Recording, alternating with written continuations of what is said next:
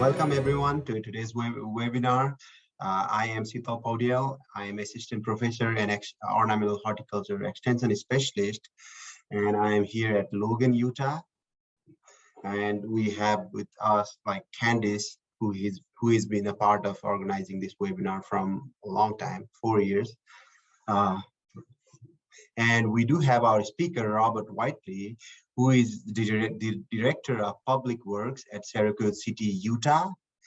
Well, I appreciate the chance I have to present to you. I certainly don't profess to be the expert in all of this. Droughts definitely was a unique situation for us to have worked through, and we came up with a few ideas that we ran through last year during the drought to try to help our water system through. And they worked for us. We will probably do similar things this year since the drought is continuing. But I'm happy to share what we did with the group here. And if there's some takeaways that are useful for you, then that's great. The drought last year hit pretty hard in the western states, so it wasn't just isolated to Syracuse. And as you're probably already aware, this was a pretty severe drought with extreme temperatures, low precipitation, low soil moisture. I recall some of the upper mountains, when you just walk on the ground, the dust from the dry soil would just poof up, just like if someone dropped a bag of sugar, and I'm not sugar, flour, and it's just, flying in the air because of how dry soil conditions were. So this is what we were dealing with last year, and our precipitation was pretty low. This is a 30-year average. And Syracuse is in the Weber-Ogden watershed, so that's why I highlighted that for our area. But you can see all of the state of Utah and what water conditions were last July. So on a 30-year average, if you see 100%, means you are running what's expected as an average. Anything more than that is good. Anything less than that is just below average. So we were about 61% last July. The tough thing we had to deal with was the snowpack that we had in the mountains ended up draining into the soils, the dry soils. So we didn't have a whole lot of runoff. It just recharged the soils. And so our storage was low, and no extra runoff that ran into the lakes and streams, into the reservoirs, the mountain reservoirs. This is another precipitation graph put together by NRCS, National Resource Conservation Service. And looking at the 30-year average, we were so far below average, we actually created a new low in 2021, which was not a great record to brag about, but certainly a big challenge that we were facing. Like I say, not just Syracuse, but the state overall. This graph just showed our watersheds for Weber and Ogden rivers. This graph shows the different states in the western states. All of the ones in red show water levels, storage levels that were below average. So most of the western states here, as it shows, were below average, and some well below average. There were only two in blue, Arizona, Montana, that pretty much were just right at average reservoir storage levels. So the teacup diagrams on the right shows what reservoirs serve this northern Utah river basins, Bear, Weber, and Provo. And Echo and East Canyon is what serves water to Syracuse City. So those are the ones we really pay attention to for our city. Echo at this point, I don't know if you can see very well, but it shows 19% full. And then East Canyon 52% full. And that looks like that was as of July 31st, so kind of middle of the summer. So definitely they were already struggling. I know that last year they started out on storage because there was no runoff available at all. So this is a picture of Echo Reservoir in July that was taken. Usually we don't see these little islands popping up in the bottom of the reservoir, but you can see the buoy line for the boats that keeps the boats from getting too close to the spillway wall. That's sitting on the ground. Normally that would be floating in the water at this point in time. And the graph at the top is 5-year water levels for Echo Reservoir. Definitely at its lowest point in 5 years there. Another graph here for Echo Reservoir, just showing what the water elevations are doing.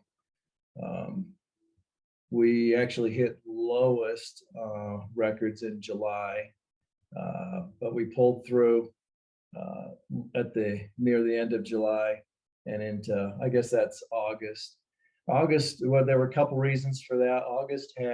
We had a series of rainstorms for 1 week in August, which helped reduce water use.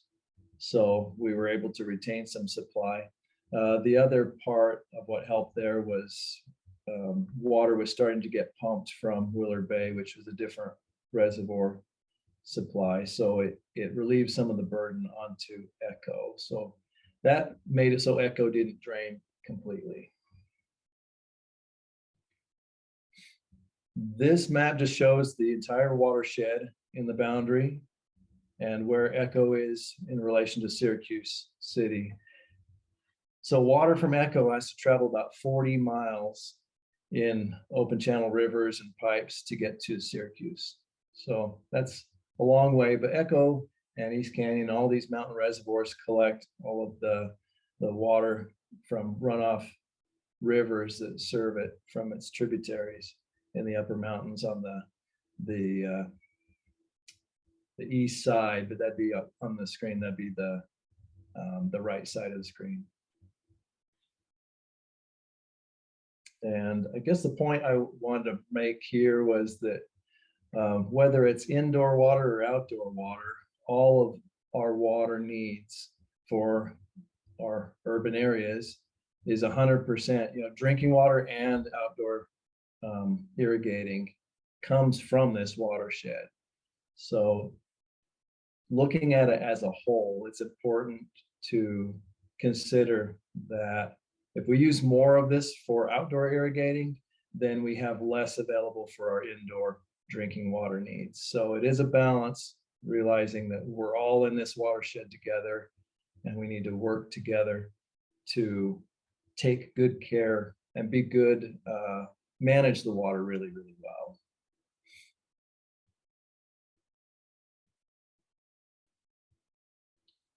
So every water system was required to put together water conservation goals. And Syracuse put this one together based on the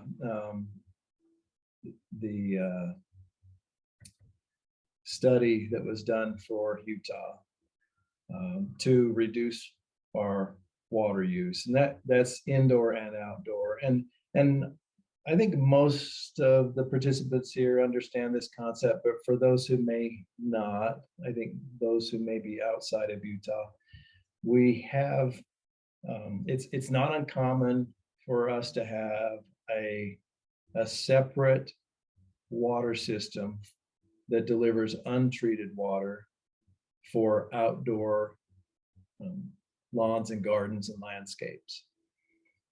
So the reason for this separate system is it gives the ability to deliver water at a lower rate because it doesn't have to go through a treatment. So it's a more affordable way of getting water.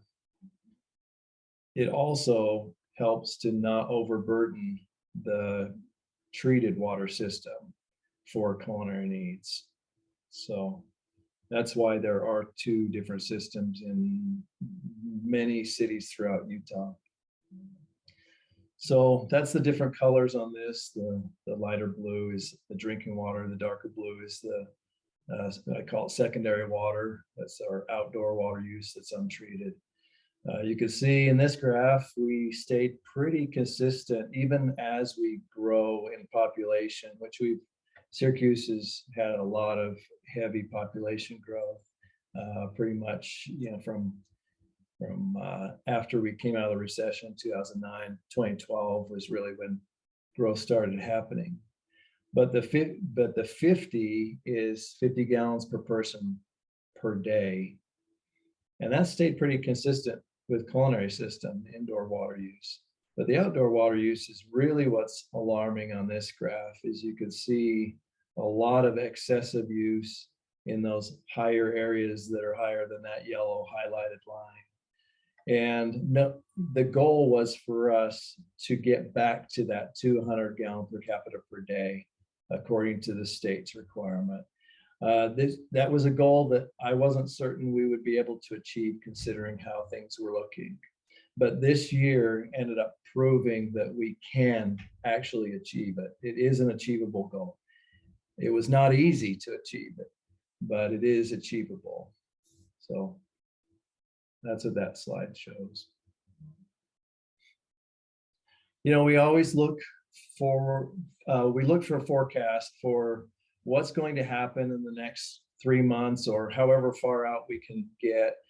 Some of the forecasts here across the Wasatch Front in Utah is really difficult, that even local meteorologists have a difficult time forecasting storms and when they come. There are a lot of times they come by surprise, but we still use whatever resources we can to get some good outlooks when we have to plan for what water comes into the system to deliver it without creating waste with too much water or not getting enough delivering to our reservoirs and that sort of thing. So last year, hotter than normal and drier than normal. So I put this graph together to show the public that our water varies based on what is available to us in the watershed. So 2020, if 2021 had no drought and we had the same amount of water available, we'd have just a little bit additional because growth brings water. And the way they do that is a farmer has water to water his crops. So if a farmer decides to sell his land, then the water that used to water his crops gets turned over to the city and changed into pressure irrigation. So it gets delivered to our reservoirs, and we then deliver it through this secondary irrigation system.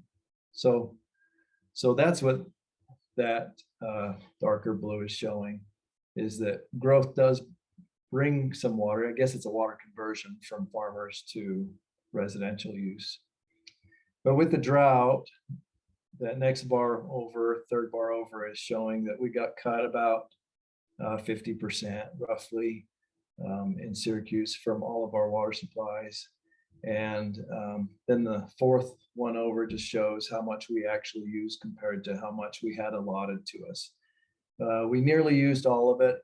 I'd say we did use all of it.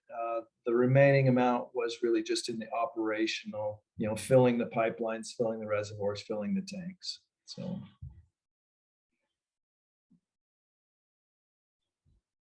So the drought became such a big issue statewide that the governor of Utah had issued an executive order stating that water conservation needs to happen throughout the whole state. And so our city council also responded with a resolution to enforce water conservation practices and to include enforcement in that. So these are the things, some of the things that was included in the city council's resolution, which also agreed with what was happening in the state in our area anyway. No outdoor watering between 10 to 6. So no daytime watering during those hot temperatures. And then just keeping it to no more than 2 times to water a week, 2 days a week is all.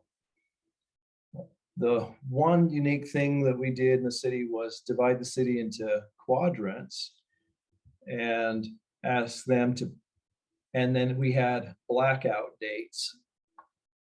So there were 2 blackout dates that the residents in each of those quadrants could not water.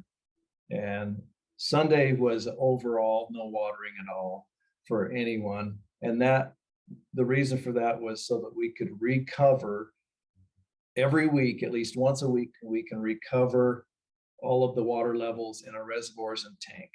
Now, there's nothing special about Sunday. It was just, we picked one day and Sunday was the day we picked. So, but the other day that was a blackout day was just based on a day of the week. And this was what we put out to the public. So in other words, if you lived in one of these areas, say the Sunday and Thursday in the bottom left, it would just mean you could pick 2 days out of the 5 days that are available for you to water. But you definitely could not water on Sunday and Thursday. So it worked out real well. We went just from midnight to midnight. It wasn't special times that day. It was just that whole day. I guess one of the benefits to this that we saw was that if we didn't have any watering restrictions at all, potentially everyone, 100% of the users could be watering at the exact same time, which would create a massive demand on our reservoirs and pumps and tank. Doing it this way really balanced out the demands on our reservoir and tank. So if you figure 2 days out of 5, that's 40% of the users. And then if you take 25% of that, because it's just 1/4, it equated to an average of 10% of users would be using the system simultaneously. So it really, really helped out with the supply and the demand, meeting the demand with the supply we were getting. So this would never have worked out if we didn't have enforcement. This was absolutely vital. So we established what the fines were, as you see here, and we have a little over 9,000 water services in the city. So you can see the 1,435 warnings. That's a pretty small percent. And even the 169 that were fined, that's only like 10% of the, or was it, excuse me, 1% of the 9,000. It's such a small amount, but just those few is all it took to get word out so the people understood that we are really serious. This really is a serious thing. And they would talk to their neighbors, they would Facebook, and hey, this is really happening. So some of that momentum really helped get the word out. And we were not interested in the fines. We were really just interested in getting information out there.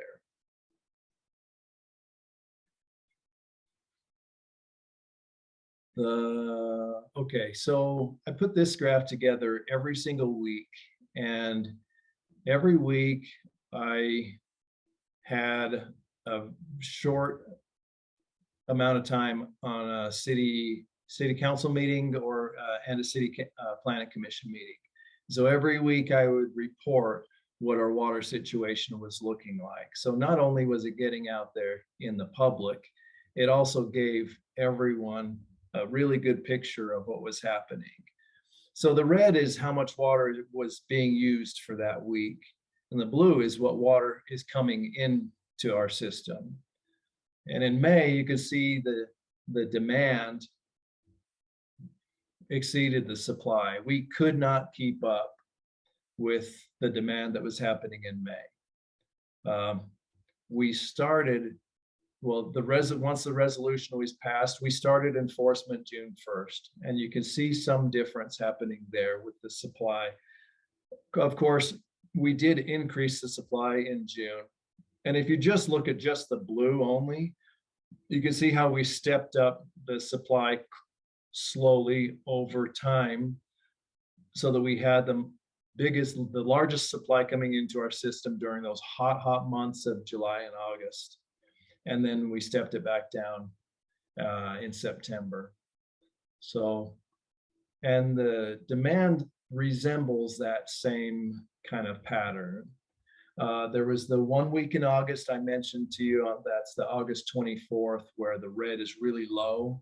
That was the week that we had a whole series of rainstorms that amounted to about 2 inches. So it was quite a bit of rain, but that was one that was not forecast. We couldn't just say, oh, hey, cut us off for this 1 week so that we can save the water. So that was definitely an unusual anomaly, but that's the nice thing with this graph is it gave us a chance to just show the public what actually was happening with supply and demand, and it helped. This graph is our water tank. So we have one water tank, it's 1 million gallons, and it's about 90 feet high. Well, the tank's 100, but the overflow is at 90. So the left side shows what was happening in July. And it actually was this way from the very beginning of the system when we turned on in May. We started like May 2nd and ran through all of June and into July, and that tank literally was draining every single day. And the only way we could get the water back up into the tank is we would take it from the reservoirs. So then the reservoirs were dry. So it's a rob Peter to pay Paul, right, situation. But it still was not manageable until you see about July 6th. Now, I mentioned our enforcement started the beginning of June 1st. And once people were starting to get notices, warnings, and fines, so those fines ended up on, so the notice that they got was a door hanger. And then if the second time they got a door hanger notice, then they got a fine, and the fine showed up on their water bill. Water bills always go out the first part of the month. So it's probably very possible that the first part of June and through mid-June, a few of them got some fines, a lot of them got warnings, and by the time July came along, they got their water bill and realized that they got hit with some fines. And that's when behavior changed. And this shows that in the best detail I could display, because our tank levels never, from that point on through the rest of the season, never varied more than maybe 5 to 10 feet. So that was definitely successful. Here's some of the things that we put out to the public so they can help with conservation, just simple little things. And these were things that wasn't just exclusively advertised from Syracuse City. I know Utah Water Resources and our Weber Basin Water and probably a lot of the other water districts were advertising the same thing. I think one of the important things was for us to work together as a region on a consistent message. And this was our way of trying to work together on a good, consistent message in the region. Here's my last slide, but these are the 6 points of things that we did that really made the difference. And they were things that were different than we'd ever done in the past. And I'm not saying this is the best solution or the only solution. This was just things that we tried and it worked. And we noticed a big improvement in the operation of the system. I know we have some areas of the city that very commonly get low water pressures, even at times when we have a lot of water. We still have parts of the city that always get low water pressures. I got numerous calls and emails through the middle of this year or last 2021 of people saying, hey, I've never had better pressure in the 20 years that I've lived here. And it was such a strange irony considering we were actually in a drought and had some of the lowest water supply in that 20 years. So it really just goes to show that some of these simple things, water conservation measures, really do make a big difference, and not just for yourself, but your neighbors and everyone else. So I don't know if, yeah, I think I can leave it there. And if anyone has any questions. Yep. Thank you, Robert. And this was really wonderful presentation. I saw how you use the geographical like segregation for watering, and then how you use the bigger tanks, use secondary water and main water, enforcement, rules and regulation, water conservation practice assistance. So things like that, I think really made a difference. And then you seem to do really well in that drought year. Now I will move on to the questions. We do have some questions here in the question and answer section, and I do see one questions in the chat. I will read it out to you, and then you can answer. So Jeff says, what was the landscape turf science regarding 2 times weekly watering? Did you consider the viability of landscape or the greenness factor of the landscape when deciding this? What was that? So yeah, basically what was the landscape science? Like what was the science regarding 2 times like weekly watering? And did you consider the landscape like quality or greenness factor when deciding the 2 times watering? Okay. Yeah, you're right. It was pretty obvious to see who was participating and doing a good job and who was not. But it would be impossible for us to measure the greenness of landscape to try to enforce it based on that. So our enforcement measures really turned out to be, we had daytime enforcement where I had a seasonal employee just worked like, I don't know, 8 to 5 or something like that, and just drove randomly around the city. In the daytime, if there was water running, then they would take a photograph of it, document it, and then they would send they put a door hanger on. And then I also had nighttime enforcement. And so the only thing we could do in nighttime was just go in one quadrant that was not supposed to be watering. And if they had water on, they would get a door hanger automatically. Okay. So, and the next question from Jeff again is, how many enforcement officer did you hire? So I didn't hire any enforcement officers. The water seasonal that we had was someone who was a meter reader and just kind of a little helper person, more like a runner helping the crews get parts and things like that. So we use that seasonal for that. We figured that since a lot of our water crew would not be spending a lot of time blowing out lines and that sort of thing, we could sacrifice the one just to do the enforcement. As far as the nighttime enforcement, I just offered overtime for any of my public works employees, and I allowed them the choice to sign up. So I didn't mandate anyone, any employee. I just offered it, and they could sign up. And I think I had just 2 people per night. It was the max. And if no one signed up, then I didn't force it. But a lot of my guys were thrilled with the idea of some overtime pay. I just said no more than 2 hours, and you can pick which 2 hours you want through the night. So some guys would do it, after the work shift. Some would go home, have dinner, and come enforce it, and some would just come in really extra early in the morning before the work shift.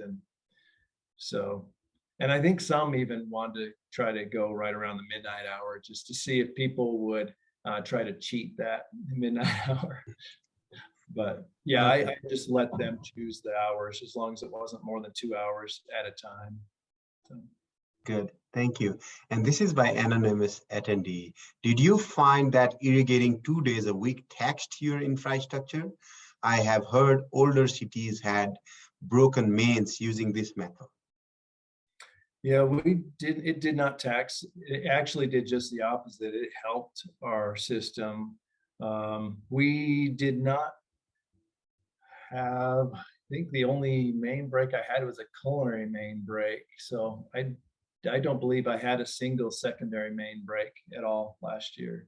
Okay, so. That's nice. Evelyn Webb asks, are there any exception for water user with an ET or soil sensor based irrigation controller? So this is huge. Like if they were using something like smart controllers or sensor based, were they exempt from water rules? That's a good question. And we definitely encouraged smart controllers to be used because they do a great job. But no, there was no exception for them. The nice thing with the smart controllers is that the user has the ability to put blackout days into the program, and you can allow it to go smart watering, but then you also have the ability to input the no watering days and no watering times kind of restrictions. So no, they didn't get an exception. I think you might have already answered this, but I will just read the question. It's from Hilary. How does enforcement work? Do you watch the water meters? Like how does the enforcement work? It's just photos, right? Yeah, so we don't have, most of our system, I'm not proud to say, most of our system is not metered. That will change based on Utah's law. All unmetered connections will be metered by the year 2030, and we are on board with that. It'll just take a lot of money and a lot of time. So we didn't have the luxury of using meter reads. So the only thing we could do is just enforce in those blackout areas when the days they weren't watering. Does that mean someone could water 5 days out of the 5? Yeah, it does mean that. Mm-hmm. Sometimes we would get reports from neighbors to say, hey, I'm concerned about this one. Can you come check it out? And we could check some of those out. But those, it was not something that was easy to just spot. Mm-hmm. And yeah, so we did have the enforcer go out and take photographs and document the address. And then we just kept it in a spreadsheet for the address and the date and the photo connected with it. And then that way, if they were to call and complain, we did get some complaints afterwards. Then my admin staff could just pull it up and say, I've got a picture, here's the date. And then they would always back off and say, okay, I'm sorry. Hi, if you could type your questions in the question and answer section rather than chat, it would be easier for me to read. But again, like here is a question from Jeff again. Past droughts in the Midwest had customers respond that they're concerned for saving landscape and not losing the investment, claimed to be thousands of dollars with no insurance, overshadowed concern about fire protection, since they claim their home to be replaced by fire insurance. Was this an issue your customers brought up? I am a little bit unclear on this question, but you might, do you want me to read it again or? No, I heard it. So yeah, there were people with concerns with the amount of money they've invested in landscape, certainly.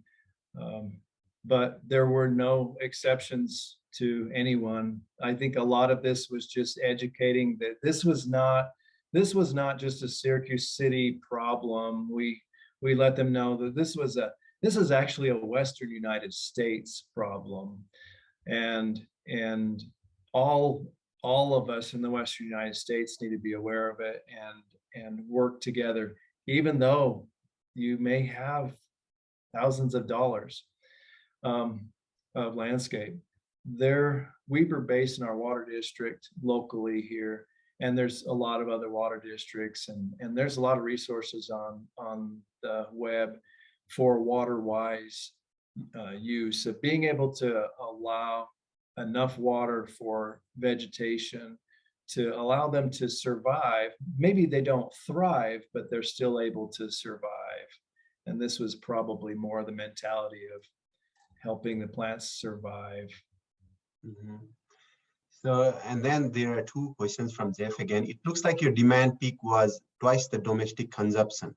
Was this true? Did you have any emergency fire used during the peak irrigation period? So like any. Are you talking that must be the week by week where it showed demand and supply? So yeah, I think so. Yeah, so those weeks were absolutely impossible for us to keep up with. And yes, we got to where once our reservoirs were drained and our tank was drained, we had to shut it off. And because we had to shut it off for some time periods, there were no pressures for people. And so we did get a lot of complaints through May and early part of June of people saying, hey, there's no pressure. Well, yeah, there's no pressure. So we have no water because they were using the water. I think once we educated people to say that people are using more water than we have available, then habits changed. I don't know if that answers the question or not. Basically, we just had to shut off the pumps once the demand got higher than the supply. I know some of those areas, so yeah, you're correct. We did have to use the supply from the previous week to help offset the higher demand. And then each week it was just another deficit for the amount of water. So we literally was in a world of hurt. Okay. So the next question is from Hillary again. Did you provide role model park stripe for the Flip Your Strip program? Are people using buffalo grass? Yeah, I don't know what people are using. They just can't use turf. Mm-hmm. So yeah, we developed a program where our city crew, so a resident could call, not a business, but a resident could call to say, hey, I would like to have my park strip excavated. And oftentimes excavation is some of the most time consuming or some of the most expensive part, maybe not the most expensive, but it's a big expense. And we figure, well, the park strip is technically in the city right of way. So the city has authority to excavate in there. And if a resident wanted to, they could call the city. We could come out tear out the turf and remove it. And then we leave it like that, and then they just have to fill it in with some other low water. So they could do low water plantings. It's just got with a drip system, for instance, or they could do rock or concrete or something that has no water. Up to them. We don't tell them what to put back, but it just cannot be turf. Okay, thank you.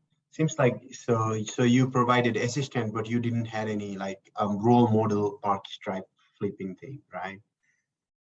You just assisted. We provide assistance, but we didn't have a, what did you say? Like a role model, like a demonstration flipping. No. Our city hall, we did flip the strip at City Hall, and we went from used to just be turf. We got rid of all of that, and now there are some trees and some, I think it's just trees that are spaced every, I don't know, 50 feet or something. So it seems like there is with gravel down, rock mulch. So okay, so thank you. So the other question is from Larry Rock. With all of your new growth, did you require no landscaping or did you just recommend it? Also, has Syracuse secondary water been metered and did it have an effect? Okay, so yeah, for the new landscapes, we just recommended they delay their landscaping for the year. We didn't mandate no landscaping. I know a lot of the home builders had required that the residents put in some kind of landscape after 60 days or something like that, but they were willing to waive that in a lot of cases. The builders were willing to waive that requirement off of the residents. So I think we're going to have the same kind of problem this year, where now it's not just delay it for a year, but maybe another year. But what was the other part of that question? The meters? The other part is like, has the secondary water been metered? So the only meter we have is the water that's coming from our suppliers into our system. There's just a master meter that they read, but we don't have meters on any of our, except for the brand new ones. State law required, I think it was from 2018, any new homes have to have meters. So we do have a small number of them, I think 300 or something, but that's we do have a lot of more questions and we're running out of time. We do have still like 15 minutes, but yeah, I'll try to accommodate as many as I can. Jeff again says, did you have a strategy for commercial user like car wash, golf course, parks, where municipal utility users required to follow the same watering restriction? They were absolutely required to follow the same restrictions, yes. We do have a golf course. They have their own water supply, so we did not enforce the golf course, but they were held to the same restrictions from the water supplier that we were. And car washes, like commercial car wash? Yeah, so car wash we did not, because we were just enforcing outdoor watering. Okay. This year, however, it will be different because our culinary water is getting reduced 10%. So we'll look at that definitely this year, but last year we did not car wash. But the outdoor landscapes for commercial were absolutely held to the same requirements as everyone else. Rhonda says, thank you for your presentation. Can you give me more details about the fines warnings? I think we had that in the slide, right? Yes. So let's see. Yeah, so we just put, when there's a door hanger placed on someone's door, the individual who's putting that hanger on, they don't determine at that point how many times they've gotten this notice. That's when, once they put the door hanger on, take the picture, they send the information to our admin staff. The admin staff has a spreadsheet, looks at the spreadsheet and sees if there is a duplicate of the same address. Once there's a duplicate, then the admin staff would flag it as, say, like, okay, this is the second time, so now it's a $200. And then our admin would send that up to the water utility supervisor, and she would put it on the water bill as a other type fee. So, Thank you.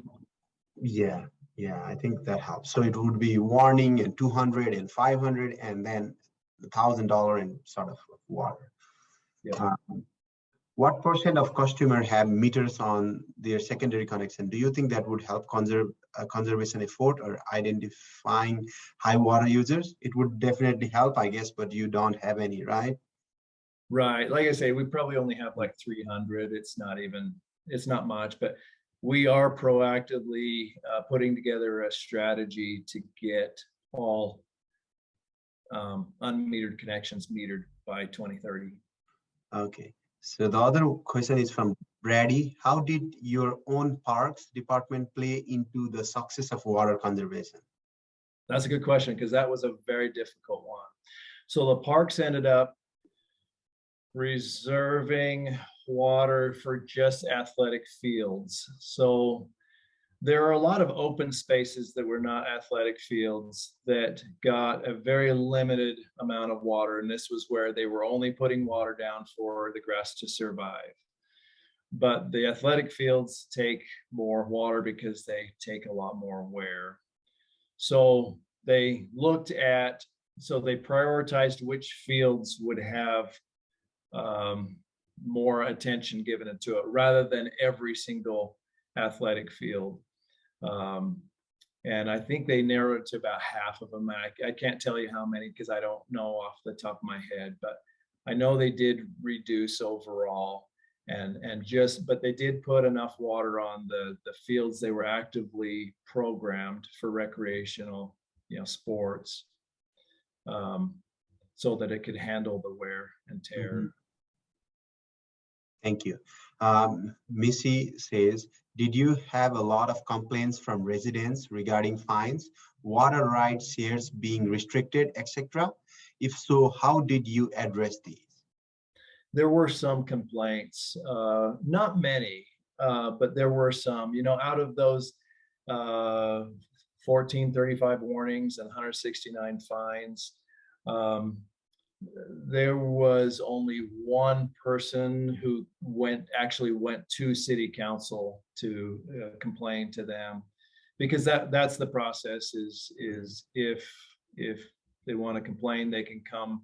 First, they would come to me to determine if there was really an error, or maybe there was some kind of mistake or something we weren't aware of. So we would review it and determine if it was a mistake. And if it was still valid and they still wanted to argue, then they could go to city council to fight it. So one person went to city council and the council denied it. The individual just said, hey, I got it, but I didn't read it. I didn't pay any attention. But why should I be held to this? It was, anyway, so. That's there's an interesting question from Josh. Did any users choose to pay the fine and not change their watering behavior? Did you have anything like that? I did have some people start out saying, hey, I'll just pay the fine. Oh, originally our fine was $100 to start with, and then I think it was $200 and then $300 or something like that. And then we got probably 2 or 3 people that would call and say, that's fine, I'll just pay the $100 and keep watering. That doesn't matter to me. So we addressed it with city council to say, we really need to ramp up these fines, and we doubled them. And once we doubled them, then it was enough to make people change their behavior. So after this, I didn't notice any that just watered anyway. It doesn't mean it couldn't have happened, but I didn't see any. So there's this another question. Did you outlaw all new landscaping or just recommend no new landscaping? You said no new landscaping for a year, right? Yeah, that's right. And that was not enforceable. It was a recommendation. Okay. It was the same message we had with the Water Conservation District. So Larry Rupp says, do you know frequently the park lawns were watered for just survival? How frequently? I mean, I think it is. Do you know how frequently park lawns were watered for just for survival?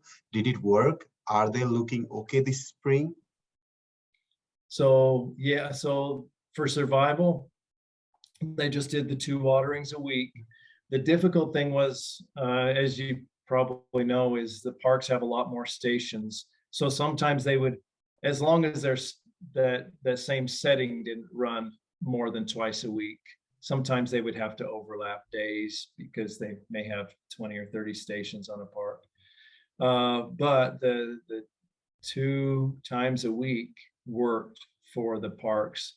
It, and this year, right now, they're looking fine. They're looking great. They're green. Uh, Yeah. the August storm really helped out too, in bringing some of the green back. But and then we had a really good wet winter. So I Yeah. mean, it was off and on, but those wet months really helped. So yeah, right now they're looking great. The soil moisture is pretty high compared to last year, this year. So it should do good, I guess. And the turf are pretty resilient. So Jeff asked, assuming the drought continues in 2022, are you going to change any of your strategies from 2021? Higher fines, less frequent watering, etc. What if 2022 drought becomes 2023 drought? So it's a Yeah. broader picture. Certainly a big concern. We got to be looking out beyond just 1 year worth for sure. So I anticipate us doing the same thing this year as far as water restrictions and enforcement that we did last year. I think there will be a couple of differences we'll do this year. Last year we started May 1st, and this year we're going to start May 15th, and we'll so a couple weeks less of watering. Um, but May typically has been cooler temperatures and hasn't had a great demand. What was the other thing we'll do? Oh, the other thing we'll do is we're gonna recommend just watering 1 day a week out of those 5 that you get to choose from up until Memorial Day. And then you can go 2 days a week out of those 5 up until Labor Day, and then taper back off to 1 day a week. So that matches what our other water companies are doing in this area. Sounds That sounds like a plan.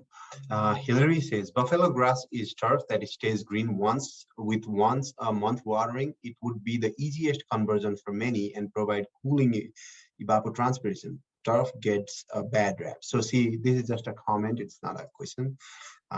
Thanks, Hillary. And Jeff again says, using smart controllers, have you considered a program to allow your utility to control the water usage during peak period for a rebate to the customer, similar to power company controlling HVAC smart thermostat during hot periods for a rebate back to the customer for the utility assistance? So taking like you guys controlling the irrigation versus. Yeah, we are not able to do that until everyone's metered. Once everyone is metered, then we could look at doing something like that. Okay. Brady Pitcher says, how did your own parks department play into the success of water conservation? So I think you kind of answered this question, but like it was.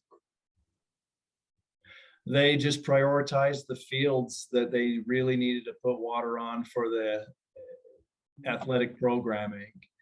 And those were the ones. And I don't even know what the watering schedule was, but we did require all large water users to submit a water conservation plan to the city. And I've got those from the schools, parks, churches, and like large HOAs and businesses. And it allows them to do a different customized water conservation schedule, as long as it shows that it's less than what they've been doing in the past. So Thank you. And Carmine has a comment. If you were not presenting or attending, for your information, the Kansas Rural Water Conference, Making Every Drop Count, was recently held in Wichita, Kansas. Your expertise would have been beneficial. So she shares a flyer with us here, which I'll share with you, but I think that's just a comment, not a questions. And with this, I think we are right on time. It's 2:56 and we are done with all the questions. Thanks, Robert, for presenting and giving such a at least a bright side for coming drought. So it seems like we could do something to overcome the difficult drought situation that we may face in 2022 and maybe 2023. I hope not. And thank you everyone for being a part of this presentation. It was nice having you all. And if you have any questions, feel free to reach out to me or Candace, and we will take it from there. And thank you everyone. Thank you.